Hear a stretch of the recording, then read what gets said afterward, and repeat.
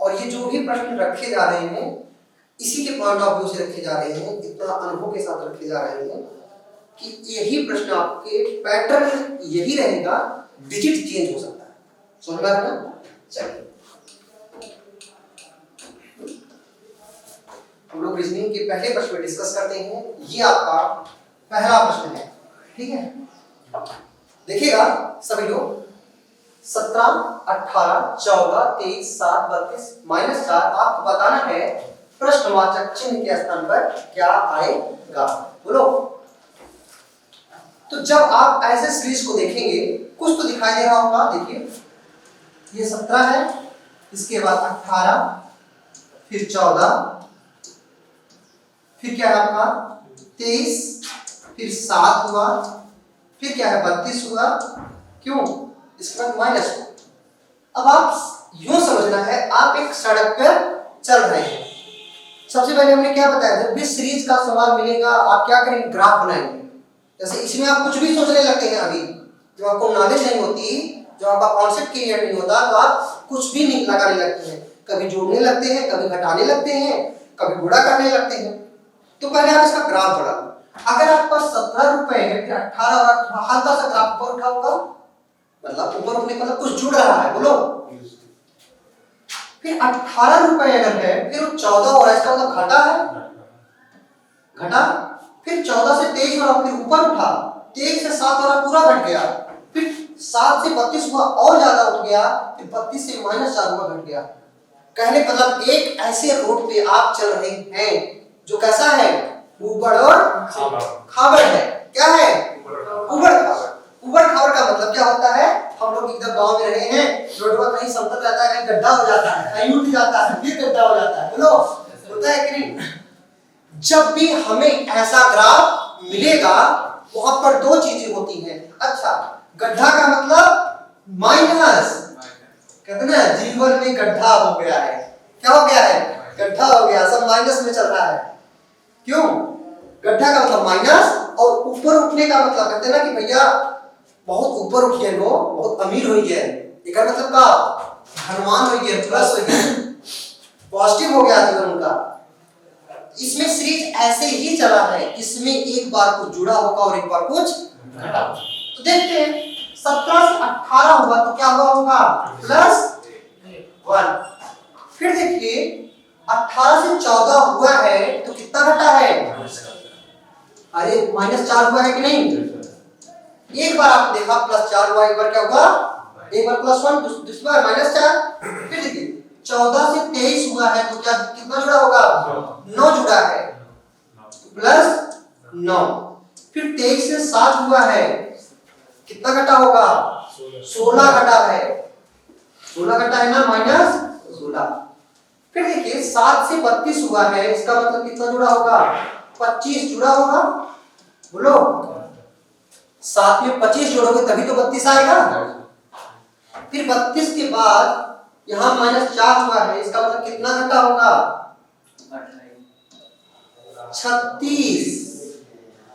36 घटेगा। अरे तुम्हारे पास 32 रुपए है, मैं आपसे 36 रुपए मांग लूं, आपके पास 32 रुपए हो, मैं आपसे 36 मांग लूं, आपको क्या करना पड़ेगा, 4 रुपए उधार लेना पड़ेगा कि नहीं? उधार लेने का मतलब माइनस में। एक चीज आप नोट कर देखते चलेंगे हो क्या रहा है। देखिए हम लोग धीरे धीरे चलेंगे, कोई जल्दबाजी नहीं। एक प्रश्न है, इस प्रश्न के माध्यम से ऐसे टाइप के जितने भी प्रश्न होंगे हमने सॉल्व कर। 36 हुआ। एक चीज आप देखते चलिए, यहां पर एक जो है, एक का स्क्वायर है, ये जो 4 है ये क्या है, ये -2 का स्क्वायर, ये 3 का स्क्वायर, और ये 4 का स्क्वायर, और ये 5 का, क्यों, और ये 6 का स्क्वायर। एक बार प्लस हो रहा है, एक बार माइनस हो रहा है। अब की बार क्या होना चाहिए, प्लस होगा, वो भी किसका, 7 का स्क्वायर मतलब 49। क्यों 49 जुड़ेगा ना, तो +7 का स्क्वायर। अब देखिए -4 में 49 जोड़ोगे तो क्या आएगा, 45। बोलो क्या जाएगा, 45। कॉन्सेप्ट क्लियर है? ये सीरीज का सवाल है, ओके। तो इसका जो पीडीएफ है आपको व्हाट्सएप पर मिल जाएगा। ओके, कल द्वारा मिला नहीं होगा, अभी आज हम प्रूव करवा देते हैं। और आपके जो साथी दोस्त यार हैं उनको जरूर आप यहाँ पर लाने का प्रयास जरूर करें। क्यों? आप ही हैं जो हमारे पोस्टर बॉय हैं, और यहीं से हम लोगों की जर्नी स्टार्ट होती है। और किसी भी चीज की जो शुरुआत होती है बहुत छोटे से होती है। ओके, चलिए ये आपका दूसरा सवाल है। और जितने भी प्रश्न आप देख रहे हैं आपके एग्जाम में आए हैं, एसएससी जीडी 2021 में आया हुआ प्रश्न है।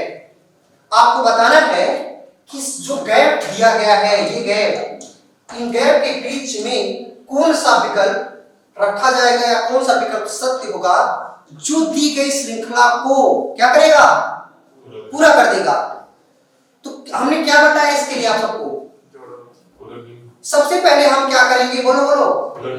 हाँ, गिनती कर लेंगे, गैप सहित अक्षरों को गिन लेंगे। गिन लें 1 2 3 4 5 6 7 8 9 10 11 12 13 14 15 16 17 18 19 20 21 22 23 24।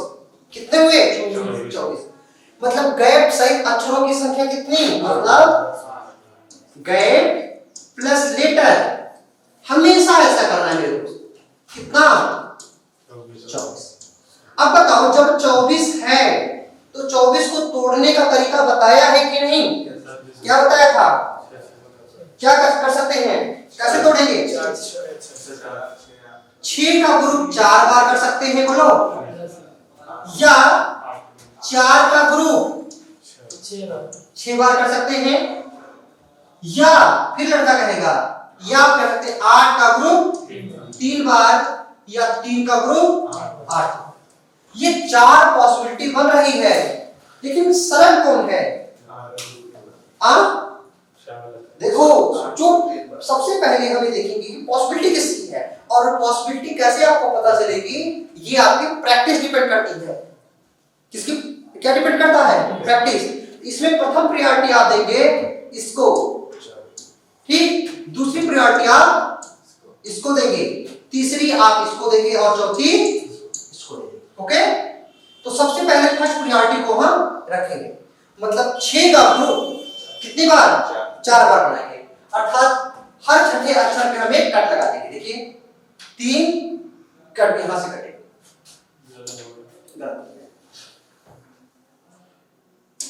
देखिए यहां पे आपका 3 3 6, यहां पे कट लग जाएगा।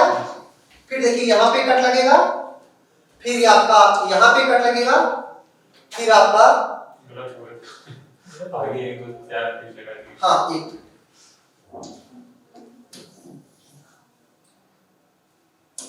देखिए 1 2 3 4 5 6 यहां पे लगेगा ना, एक यहां पर, इसके बाद 3 एक बगल में, फिर एक के बगल में टी का भी 2 3 3 4, एक यहां पर, ये बन गया ना।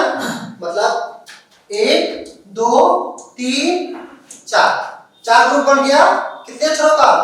6। अब हम इसमें बीच में क्या भरा जाएगा उनको हम देखते हैं, लेकिन हम एक दूसरे की मदद से देखेंगे। आप एक चीज देख रहे हैं, ओ के पहले क्या है यहाँ पर? यस। तो हम यहाँ पर यस भर देंगे, बोलो यस भर देंगे। अब आप देख रहे हैं यहाँ पे लास्ट में क्या है? ए है ना, और ए के बाद टी है तो टी भर देंगे, और टी के बाद क्या दिया है? ए। बन गया ना एक ग्रुप। देखिए एक दूसरे की मदद से बन रहा है। एक ग्रुप आपका क्या बना है? Yes O N A T A. Simple है कि नहीं? अब ये जहां जहां बनेगा वहां वहां इसे हम बनाने का प्रयास करेंगे। कर दे S O N A T A, बोलो। फिर ये देखिए S O N A T A, S O N T A, बन गया पूरा? बन गया कि नहीं? अब हमने क्या क्या अक्षर भरा है आप देख रहे हैं। पहले हमने एन भरा, फिर ए भरा, इसके बाद ओ भरा, फिर एन भरा, फिर देखिए यस भरा, ओ भरा, फिर यस भरा, ये यस के बाद फिर टी भरा ना, टी फिर ए। कौन सा ऑप्शन सही हो रहा है? एन ए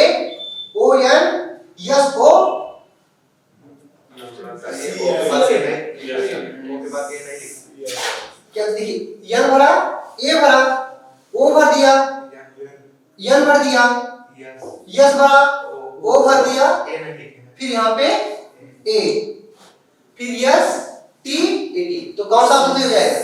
तो आपका इस प्रकार से सी ऑप्शन राइट है। तो एकदम सिंपल है मेरे दोस्त, तरीका समझ में आ रहा है? देखिए आपको ये नहीं है कि बहुत जल्दी हम प्रश्न को सॉल्व कर लें, ये होना ही नहीं चाहिए। हम तरीका सीखने आए हैं, अब जब आप तरीका सीख जाएंगे तो प्रश्न अपने आप हो जाता है। क्यों? आई होप समझ गए होंगे।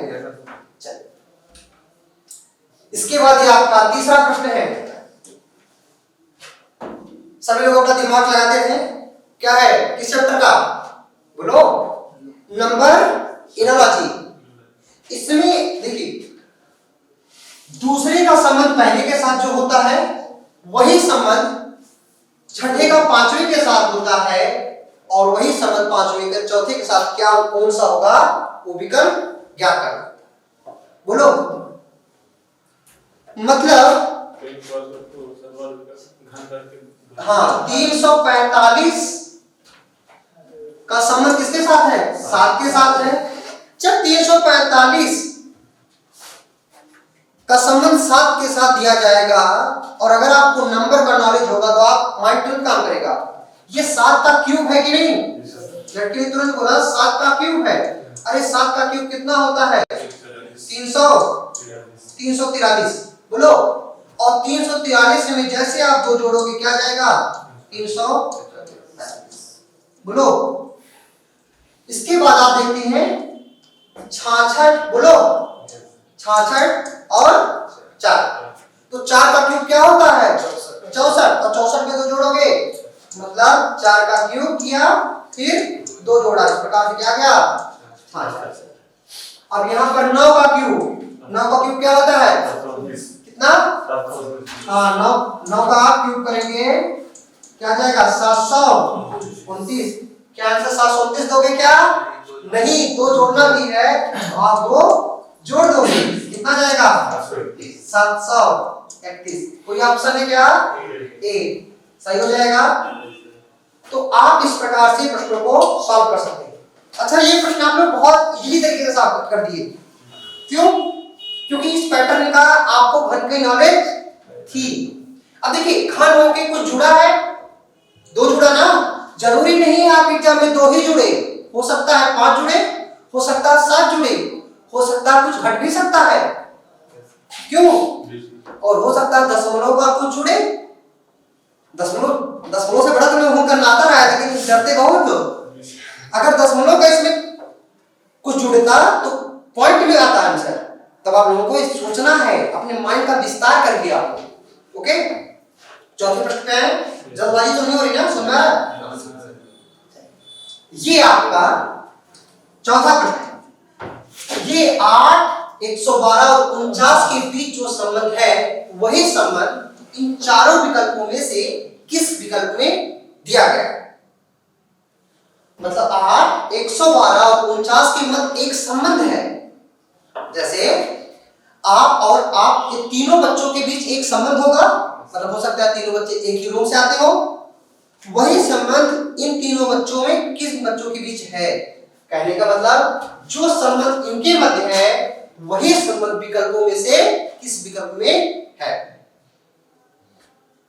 8 है, 112, 49 है। तो आप एक चीज देखिए, अगर 49, हाँ अगर हम देखिए 8 लिखा है बाबू, फिर 112, फिर 49। अच्छा 49 जब लिखा गया है, 49 जैसे लिखा जाता है माइंड में एक बात काम करता है, यह किसी का स्क्वायर है? 7। बोलो 7 का स्क्वायर है ना। अगर हम 7 का स्क्वायर है, 8 और 7 का गुणा करें कितना आएगा? 56। और 56 का 2 गुना कर देंगे क्या जाएगा? गुणे 2 बराबर क्या जाएगा? 112। ये एक लॉजिक प्राप्त हुआ कि नहीं? अंतिम संख्या का स्क्वायर हुआ है, दोनों संख्या का गुणा किया, पहले और अंतिम संख्या का, फिर 2 का गुणा कर दिया गया। देख रहे हैं नहीं? देखो ये 49 था, 7 का स्क्वायर है, पहले 7 और 8 का गुणा, 7 8 56, 56 का 2 गुना 112, बीच वाली संख्या प्राप्त हुआ। ये जो लॉजिक सोच रहे हैं हम, ये देखते हैं क्या किसी विकल्प में लागू हो रहा है। देखते हैं पहले विकल्प में 25 है, बोलो 25 किसका वर्ग है? 5 का। 5 15 कर देंगे तब तो करेंगे, आएगा ही, कभी संभव ही नहीं है, टाइम लगेगा, इसमें देना ही नहीं है, ये हो नहीं सकता। 81 इसका करेंगे तब ये भी नहीं होगा। इसके बाद 64 है, 8 हो जाएगा, 12 का गुणा करेंगे बहुत ज्यादा हो जाएगा, दुगुना करेंगे, इसमें भी टाइम ले देंगे। ऐसे विकल्पों को आप माइंड से ही काटने का प्रयास करेंगे। और कब कर पाएंगे? जब आपकी प्रैक्टिस होगी।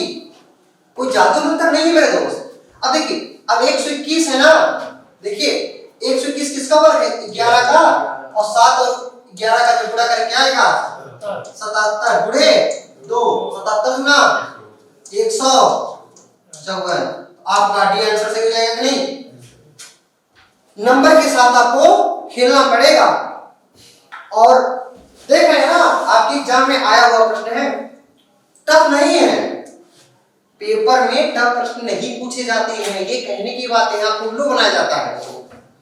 प्रश्न बहुत सिंपल पूछे जाएंगे, पीजीटी परीक्षा है, लेकिन आपको मेहनत तो करना पड़ेगा। और मेरे दोस्तों, आपके पास अभी 40 दिन का समय है, खाली आप रेगुलर रहिएगा। मैं आपसे वादा करता हूं अपने सब्जेक्ट, मैं सारे सब्जेक्ट की वादा नहीं कर सकता, अपने सब्जेक्ट का वादा कर रहा हूं, प्रश्न गलत नहीं।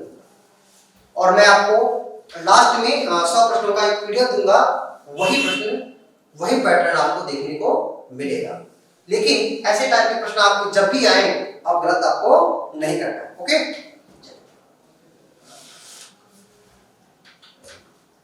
ये आपका छठा प्रश्न। देखिए, ये छठा जो प्रश्न है, इसमें 4 विकल्प दिए गए हैं। क्या दिए गए मेरे दोस्त? देखिए, इसमें 4 विकल्प दिए गए होते हैं, और इसमें 3 विकल्प किसी ना किसी एक नियम के तहत क्या होते हैं? संबंधित होते हैं, और एक विकल्प क्या होता है? अलग होता है। जैसे मान लीजिए 4 बच्चे बैठे हुए हैं, और चारों बच्चे काला कपड़ा पहने हैं, मतलब उनकी जो शर्ट है काले हैं, लेकिन और तीन लोग उसमें ऐसे हैं कि जिनके पैंट क्या है? ब्लू है, और एक लड़का व्हाइट पहना है। तो जो व्हाइट पहना वो अपने आप अलग हो जाएगा। तो आप इसमें लिखा भी गया है, 4 शब्द या शब्दयोग में दिए गए हैं, जिसमें से 3 किसी तरह से समान है, किसी भी तरह से समान है, जबकि एक असंगत है। असंगत का मतलब आपको क्या होता है? भिन्न। एक असंगत है, भिन्न है, और असंगत विकल्प का चुनाव। आप देखते हो, पवन टेसोमीटर लिखा है, फिर लिखा आर्द्रता, हाइड्रोमीटर लिखा है, विद्युत धारा एमीटर लिखा है, दूरी ओडोमीटर। ये प्रश्न किसका सही होगा? जिसकी जीएस की नॉलेज अच्छी होगी, या जीएस की सामान्य जानकारी होगी, जो हाई स्कूल अच्छे से पढ़ा होगा। बहुत टफ चीज थोड़ा है। सबसे पहले आर्द्रता को किसमें मापा जाता है? हाइड्रोमीटर, या सही दिया गया है। आर्द्रता को किसमें मापा जाता है? हाइड्रोमीटर। आप जानते हैं विद्युत धारा को किसमें मापा जाता है? एमीटर में, और हाई स्कूल में था। क्यों? दूरी को किसमें मापा जाता है? ओडोमीटर में। लेकिन आपको पता होना चाहिए, ये जो पवन है, पवन मतलब हवा, किसमें मापा जाता है? टेसोमीटर में नाम माप करके किसमें मापते हैं? मीटर। बोलो, सभी का तो नहीं सही हुआ ना? तो भैया रीजनिंग है, आपको सामान्य जानकारी होनी चाहिए सब्जेक्ट की। बोलो, कुछ मिला नया कि नहीं? तो ये आपको आर्द्रता हाइड्रोमीटर से मापा गया था, विद्युत धारा एमीटर से मापा गया था, दूरी ओडोमीटर से मापा गया था, और टेसोमीटर से नहीं मापा जाता। किससे मापा जाता है? इम्यूनोमीटर से। Concept clear? इसमें अलग कौन था? यही आपका विकल्प ए अलग था, बाकी तीनों सही थे। इस प्रकार से आंसर क्या हो जाएगा? ए। बोलो, कॉन्सेप्ट क्लियर हो? चलिए, इसके बाद देखिए, ये प्रश्न दिया गया है साहब, बेहतरीन प्रश्न है, और इसे अरेंज करना है। लिखा गया है, 9 मित्र A B C D E F G H और आई उत्तर की ओर मुंह करके मुख ये एक पंक्ति में बैठे हैं, मतलब 9 मित्र हैं। कौन कौन? A B C D E F G H I, और इनका मुख किस दिशा में है? उत्तर दिशा। तो भैया हम 9 मित्रों को बैठा दें, बोलो, और इनका मुख उत्तर दिशा में है।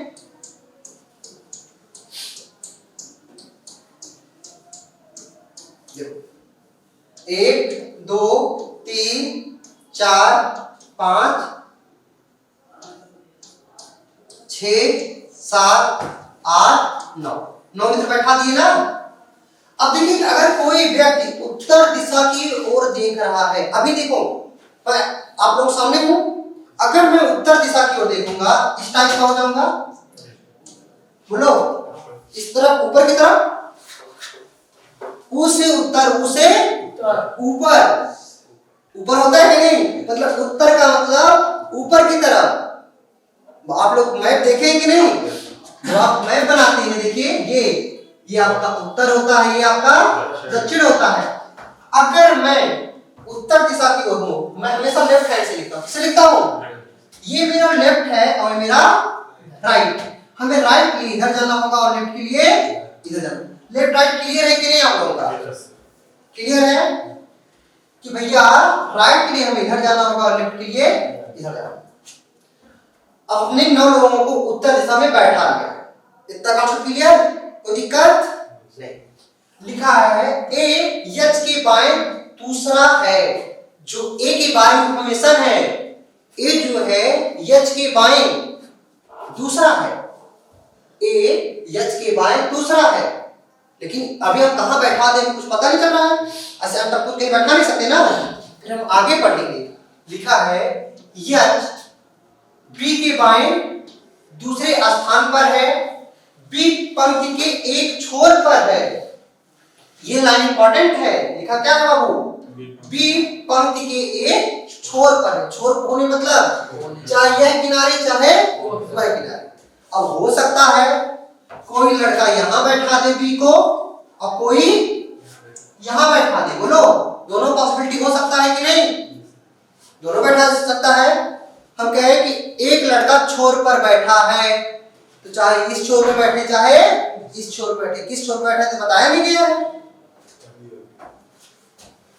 फिर लिखा है आगे, अब अगर इतनी बातें हो गई, लिखा है फिर यच, देखो यच जो है बी के बाएं दूसरे स्थान पे है। अब इसके बाएं इधर जा नहीं सकता ना, जा सकता है क्या? अर्थात बी यहां नहीं बैठेगा, क्योंकि जो यच है बी के बाएं दूसरे स्थान पे, तो बी के बाएं कौन होगा? देखिए बाएं इस साइड जाना पड़ेगा ना, पहला दूसरा, यहां पर कौन बैठा होगा? यच। बी यहां नहीं बैठेगा। बोलो कॉन्सेप्ट क्लियर है कि नहीं? क्योंकि हमें क्या बोला गया प्रश्न में, जो यच है बी के बाएं दूसरा है, तो बी के बाएं अगर यहां बैठा तो बाएं हो ही नहीं पाएगा, तो बी को मजबूरी हमारा यहां बैठना, और बी के बाएं दूसरे स्थान पे कौन है? यच हो गया। फिर आगे लिखा है ये वाला ए यच के बाएं, जो ए है यच के बाएं दूसरे स्थान पे है, जो ए है यच के बाएं दूसरे स्थान पे है। तो यच के बाएं इस साइड जाएंगे बाएं के लिए, देखो पहला दूसरा, यहां पर कौन बैठ जाएगा आपका? ए बैठ गया। बोलो कोई दिक्कत?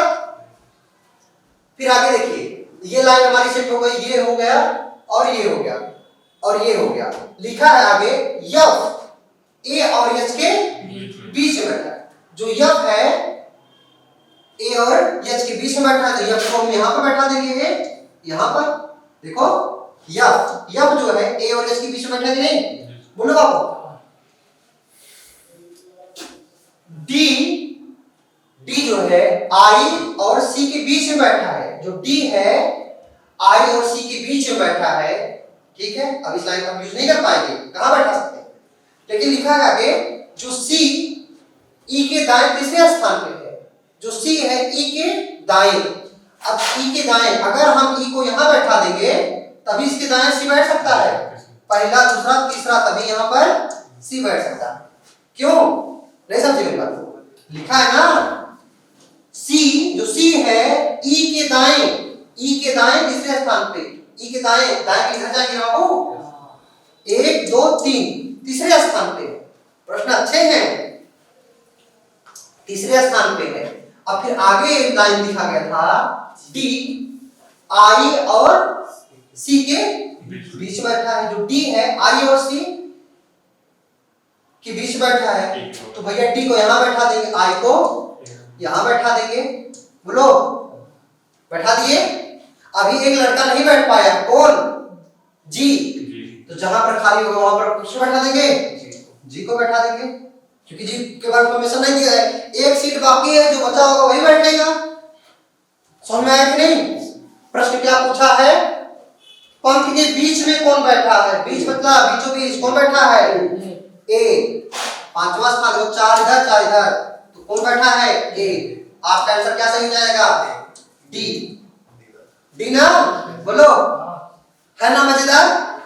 तुम्हें टफ नहीं है, लेकिन आपको सोचना पड़ेगा एक एक चीजों। ये हमारी प्रैक्टिस थी, हम एक बार बैठा दिए, लेकिन आप जरूरी नहीं आप एक बार बैठे हैं, आप 2-3 बार लेंगे, काटेंगे पीटेंगे। और हम भी ऐसे किए, ऐसा थोड़ा है। क्यों? तो आप पढ़ना पड़ेगा आपको उसकी तरफ। ये आपका 8वां प्रश्न है, किस चैप्टर का है? बोलो, कल बताए थे, लुप्त पद ज्ञान करना। 13, 30, 17, 26, 42 और 16 या 39 प्रश्नवाचक 15। किस प्रकार से सोचना है? या तो बोलो, बात मत करो, किस प्रकार सोचना है? या तो पंक्ति के रूप में सोचेंगे, या तो स्तंभ के रूप में। तो बताओ प्रश्नवाचक चिन्ह के स्थान पे क्या आएगा? चौगुन। क्या लगाए लॉजिक? नहीं, 13 और 17 जोड़ के 30। हाँ, बेहतरीन। स्तंभ के रूप में सोचा। लड़के ने कहा देखिए बहुत बेहतरीन, 13 और 17 को जोड़ दिया तो 30 आ गया, मतलब प्रथम और अंतिम संख्या को जोड़ा 30 आया। हमारा दिमाग नहीं चला था। वैसे भी हो सकता है सर, तेरे अच्छा, अच्छा तुम्हारा भी दिमाग चल गया। उस पे नहीं पढ़, समान अंतर है सर। अच्छा चलो ठीक है। 13 और 17 को जोड़ा 30 आ गया। फिर देखो 26 और 16 को जोड़ोगे 42 आ जाएगा। तो भैया 39 और 15 को जोड़ो क्या आएगा? 54। आंसर क्या जाएगा? बी। तो ये बेहतरीन है, क्लासरूम की खूबसूरती है, जब आपका दिमाग चले और तब मजा हमको भी आता है। क्यों? पता चले हम पढ़ा रहे हैं तो समझ नहीं आ रहा है। क्यों? चलो, ये कोडिंग ठीक। इसमें आपको क्या बताना है? द लाइट हाउस को क्या लिखा गया है? ZUCHI और पिन। बोलो। फिर हाउस इज बिग को क्या लिखा है? MOTIM और ZU। तो द बिग गार्डन को क्या लिखा है? RIZ टिम और पिन लिखा जाता है। इस कोड भाषा में किसका कोड बताना है आपको? लाइट ना, लाइट का कोड आपको बताना है। कैसे आप ऐसे प्रश्नों को सॉल्व करते हैं, ये इंपॉर्टेंट है। क्यों? सबसे पहले आप देखेंगे, देखो क्या है बाबू? द लाइट हाउस को क्या लिखा गया है? ZUCHI और पिन लिखा गया है कि नहीं? फिर लिखा गया है, आप अगर यहां ध्यान दें दूसरे वाले में, हाउस इज बिग तो क्या लिखा गया है? बोलते रहो आप लोग। MOTIMZU, यही तो। फिर तीसरे में क्या लिखा है? The big garden. क्या लिखा गया है?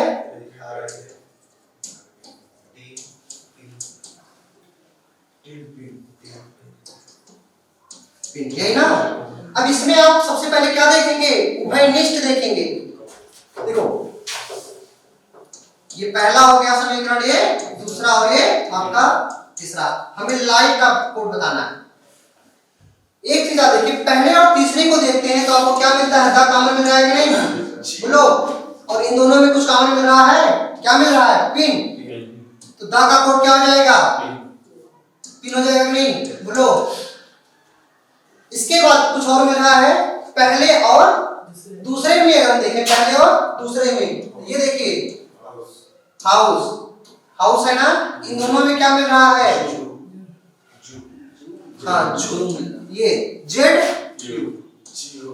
तो लाइट, अब यहाँ पर लाइट बचा है पहले वाले में, तो लाइट का क्या हो जाएगा, CHI। तो क्या आंसर आ जाएगा आपका, ए। ऐसे प्रश्न आपके एग्जाम में आते हैं, देख रहे हैं ना, सिंपल है कि नहीं। क्या करना है आपको, सबसे पहले कॉमन देखना है, और जिसका कोड पूछेगा सदा इस प्रकार से ज्ञात करना है, ठीक। ये आपका रक्त संबंध है, ओके। ऐसे आप लोग सड़क पे जा रहे होते हैं, कोई लड़की दिखती है, मान लो आप अपने दोस्त के साथ जा रहे हैं, और कहते हैं, एक लड़की को इशारा करते हुए मोहन प्रभात से कहता है, ये मेरी बहन की ननद की छोटी बहन की बेटी है, तो बताइए मोहन का उस लड़की से क्या संबंध है। क्यों, ऐसे प्रश्न होते हैं ना। आप लोग अरे जाना तो वो जो लड़के हमारे मामा के बगलिया लड़की है, ऐसे बना लेते हैं आप लोग। वही प्रश्न है आपका रक्त संबंध का। क्यों, तो याद रखिएगा हम कैसे सॉल्व करेंगे, पहले आपको तरीका बताएं। मेरे दोस्तों एक चीज आप याद रखिएगा, हम 4 चीजों का प्रयोग करेंगे। सबसे पहले हम प्रयोग करेंगे ट्रायंगल का। ट्रायंगल मतलब किसके लिए ट्रायंगल का प्रयोग करेंगे, पुरुष के लिए। पुरुष के लिए किसका प्रयोग, ट्रायंगल का मतलब त्रिभुज का। और इस सर्किल का प्रयोग किसके लिए, महिला के लिए। सर्किल का प्रयोग महिला के लिए, क्यों, क्योंकि बहुत गोल घुमाती है, इसलिए इनके लिए किसका प्रयोग, सर्किल का। और इनका दिमाग भी इसी प्रकार होता है। तो आपको हंसाने के लिए ऐसा कुछ है नहीं, आजकल टॉप महिलाएं ही कर रही हैं। क्यों, चिक मत करो, सच्चाई यही है, पढ़ना पड़ेगा आप लोगों को। तो भैया त्रिभुज किसके लिए, पुरुष के लिए, और सर्किल किसके लिए, महिला के लिए। अगर हम बराबर लगाते हैं, बराबर किसके मतलब, जब आपकी शादी किसी के साथ होगी, किसी महिला मित्र के साथ, तो आप पति बनेंगे। तो भैया दोनों लोग इक्वल हो गए ना, दोनों लोग समान डिसीजन होंगे, दोनों को समान अधिकार होते हैं, सारी चीजें होंगी। तो बराबर इसलिए लगाया जाता है, अगर तुम्हारे इन दोनों के बीच में बराबर का साइन लगे, इसका मतलब तुम दोनों क्या हो, पति पत्नी। तो बराबर का साइन लगेगा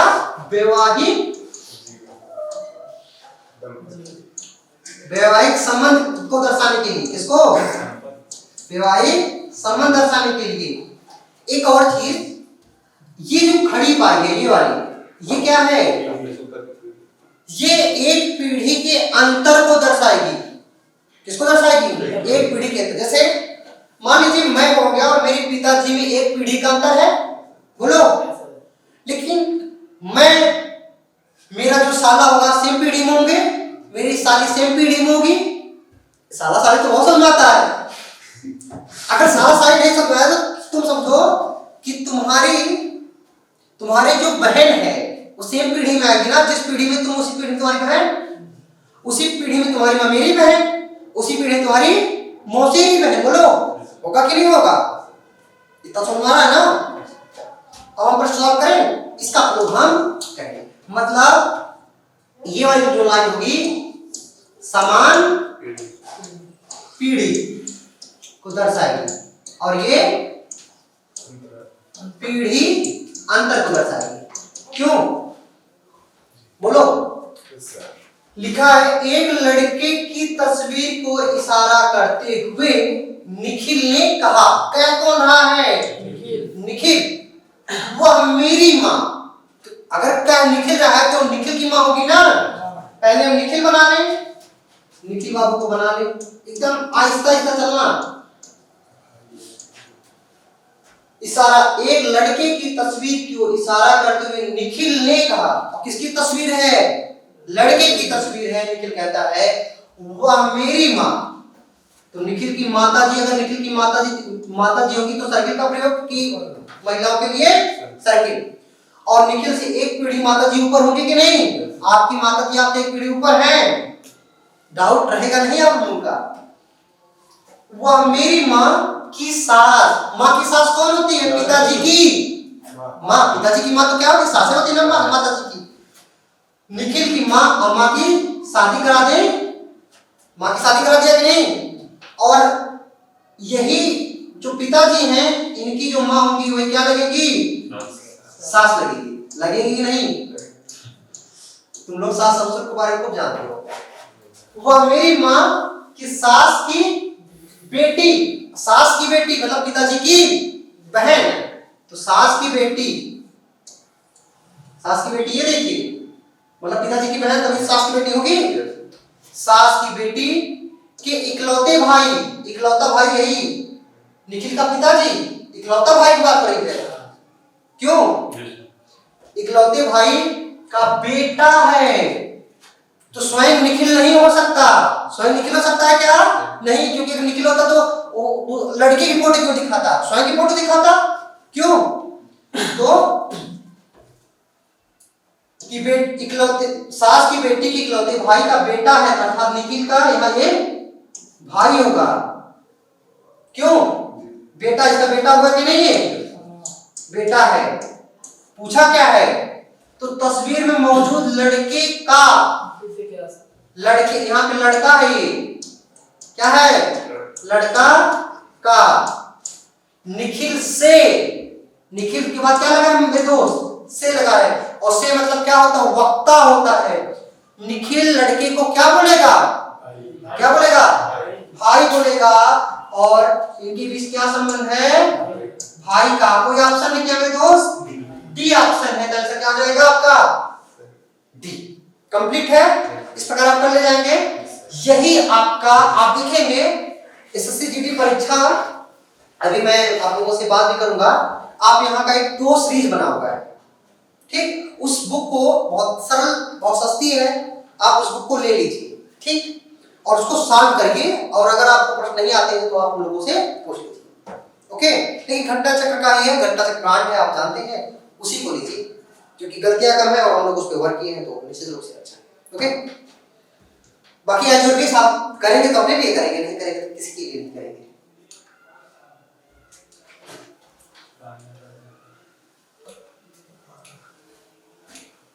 चलिए 10 हो गया था। 11 ये हम लोग 11वें प्रश्न को देखते हैं। ये किसका प्रश्न है मेरे दोस्त? वैन आरेख। समझ में आ रहा है कि नहीं? क्यों?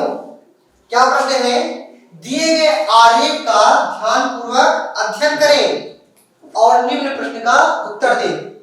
ये शिक्षक को दर्शा रहा है और ये ग्रामीण को, ये स्नातकोत्तर को। क्यों? तो देखिए आप थोड़ा सा ध्यान दें, ये जो बोला है ये देखिएगा, बढ़ा देते हैं ब्लैक से, ये ऐसे है, ये आपका ऐसे है, ओके? समझ में आया ना? वो बन नहीं पाया। इसमें आपको क्या बताना है, ध्यान समझना है। उन शिक्षकों की संख्या कितनी है?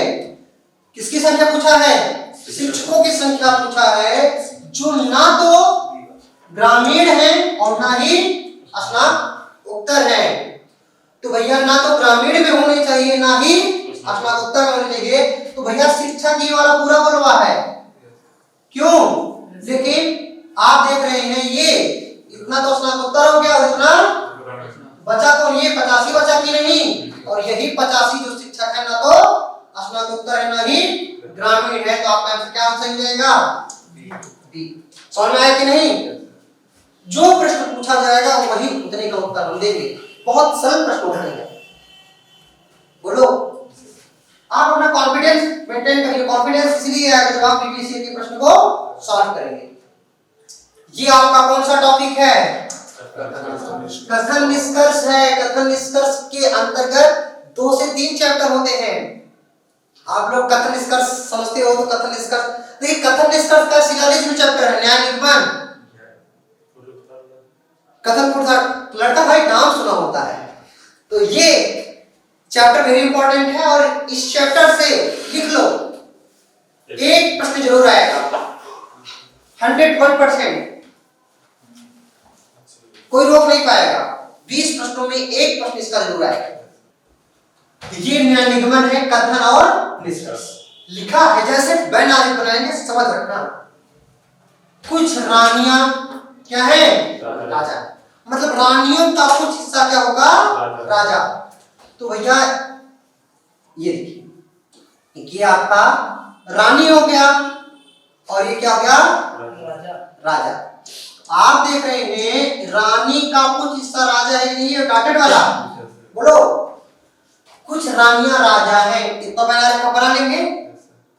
फिर लिखा है सभी राजा अधिकारी हैं। क्या बोला है? सभी राजा अधिकारी हैं। इसमें राजा पहले आ रहा है ना। देखो सभी वाले का बैनारे कैसे बनेगा? तो पहले आप राजा को बनाएंगे, जो पहले आएगा उसको पहले। सभी राजा, राजा पहले आया था, राजा को पहले बनाया, फिर उसके अंदर किसको बना देंगे? अधिकारी बना लेंगे ना, अधिकारी। ये दूसरा बैनारे। अब इन दोनों बैनारे को मिक्स कर लेंगे। राजा अंदर बना है ना अधिकारी के, तो राजा के अंदर कौन बना लेंगे? अधिकारी। बोलो, दोनों को मिक्स कर दिया। समझ पाए कि नहीं? बोलो बाबू, समझ में आया? क्यों आया? फिर लिखा है कोई अधिकारी आर्किटेक्ट नहीं है। कोई भी अधिकारी आर्किटेक्ट नहीं, मतलब अधिकारी और आर्किटेक्ट के मध्य कोई संबंध नहीं है। तो मतलब ये जो गोला बनेगा ये अलग बनेगा। बोलो, बन गया आपका? बना कि नहीं पूरा? ये आपका बैनारे पूरा बन गया है। अब आपसे जो भी पूछे निष्कर्ष आप दे लेंगे आंसर। बोला है कुछ अधिकारी रानियां हैं, तो अधिकारी का कुछ हिस्सा रानियों में है कि नहीं? देखिए ये कुछ अधिकारी रानियां हैं कि नहीं? कुछ तो है ना, सभी नहीं कुछ तो है। तो ये आपका पहला क्या हो जाएगा? निष्कर्ष सही हो जाएगा। बोलो, सही हुआ। दूसरा क्या है? कोई राजा आर्किटेक्ट नहीं है। राजा और आर्किटेक्ट के मध्य कोई संबंध है क्या? नहीं है। तो आप कह सकते हैं ना कोई राजा आर्किटेक्ट नहीं है। यह भी सत्य हो जाएगा, होगा कि नहीं? तो पूछा क्या है? निष्कर्ष फर्स्ट भी सही हुआ, निष्कर्ष सेकंड भी सही हुआ। इस प्रकार से हमारा कौन सा ऑप्शन सही हो जाएगा? दोनों ही निष्कर्ष पालन करते हैं। बोलो, इस प्रकार से इसका आंसर क्या जाएगा? बी। कॉन्सेप्ट क्लियर है? चलिए, तो आज की क्लास को यहीं पर एंड करते हैं। आई होप आप लोग समझ गए होंगे, और आप सभी लोग को कोई डाउट है आप क्लास के बाहर भी पूछ सकते हैं। आपके लिए मैं हमेशा हूं, और आप इसी तरीके से पढ़ते रहें और अपने दोस्त या आपको लाते रहें। ओके, जय हिंद।